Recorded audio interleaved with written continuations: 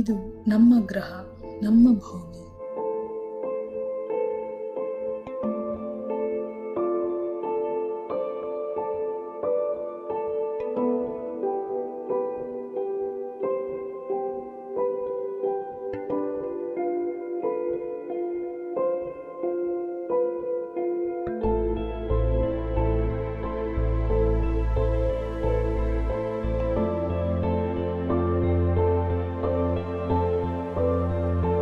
ಭಾರತ ದೇಶದಲ್ಲಿ ಭೂಮಿಗೆ ಬಹಳಷ್ಟು ಮಹತ್ವ ಕೊಟ್ಟು ಭೂಮಾತೆ ಎಂದು ಗೌರವಿಸಿ ಪೂಜಿಸುತ್ತಾರೆ.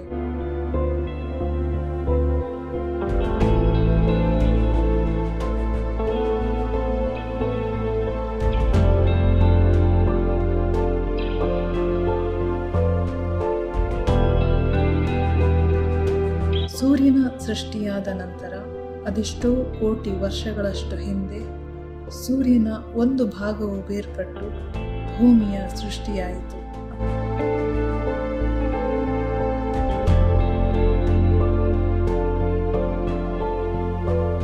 ಇದು ನಮ್ಮ ಸೌರವ್ಯೂಹದಲ್ಲಿ 3ನೆಯ ಗ್ರಹ. ಭೂಮಿಯು 9.3 ಕೋಟಿ ಮೈಲುಗಳಷ್ಟು ದೂರದಿಂದ ಸೂರ್ಯನನ್ನು ಸುತ್ತುತ್ತದೆ.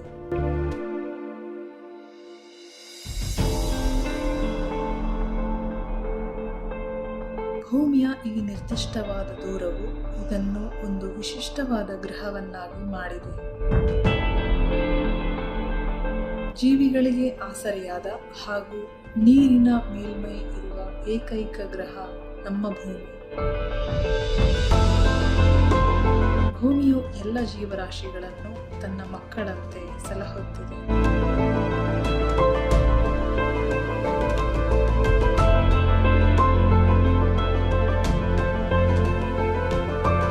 ನಮ್ಮನ್ನು ತಾಯಿಯಂತೆ ಸಲಹುತ್ತಿರುವ ಭೂಮಿಗೆ, ಈ ಪ್ರಕೃತಿ ಮಾತೆಗೆ ನಾವೇನು ಮಾಡಿದ್ದೇವೆ?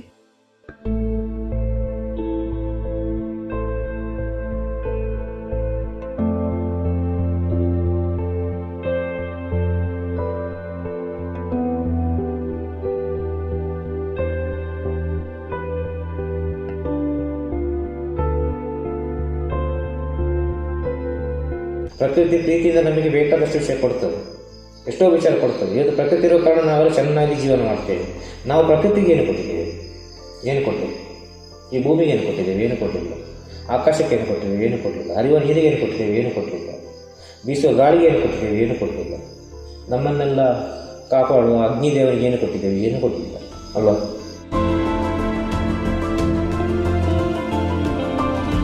ಈ ಪ್ರಕೃತಿಯನ್ನು ಉಳಿಸಿ ಬೆಳೆಸಲು ನೀವೇನು ಮಾಡಬೇಕು? ಸಾಧ್ಯವಾದಷ್ಟು ಕಡಿಮೆ ಪ್ಲಾಸ್ಟಿಕ್ ಬಳಸಿ. ನೀರನ್ನು ಪೋಲು ಮಾಡಬೇಡಿ. ಅಗತ್ಯವಿದ್ದಷ್ಟು ಮಾತ್ರ ಬಳಸಿ. ಕಸ, ಪ್ಲಾಸ್ಟಿಕ್ ಇತ್ಯಾದಿ ತ್ಯಾಜ್ಯಗಳನ್ನು ಎಸೆಯಬೇಡಿ. ಸರಿಯಾದ ರೀತಿಯಲ್ಲಿ ಕಸದ ವಿಲೇವಾರಿ ಮಾಡಿ. ಸಾರ್ವಜನಿಕ ಸ್ಥಳಗಳಲ್ಲಿ ಅಗತ್ಯವಾಗಿ ಕಸದ ತೊಟ್ಟಿಯಲ್ಲಿಯೇ ಕಸವನ್ನು ಹಾಕಿ. ಎಲ್ಲದಕ್ಕಿಂತ ಮುಖ್ಯವಾಗಿ ಹೆಚ್ಚು ಹೆಚ್ಚು ಗಿಡಗಳನ್ನು ನೆಟ್ಟು ಮರವಾಗುವವರೆಗೂ ಅವುಗಳನ್ನು ಪೋಷಿಸಿ. ನೋಡಿ, ಹೀಗೆ ಎಷ್ಟೋ ಸಹಾಯವನ್ನು ಪ್ರಕೃತಿಗೆ ನೀವು ಈಗಿನಿಂದಲೇ ಮಾಡಬಹುದು. ಇಂದಿನ ಮಕ್ಕಳೇ ಮುಂದಿನ ಭವಿಷ್ಯ.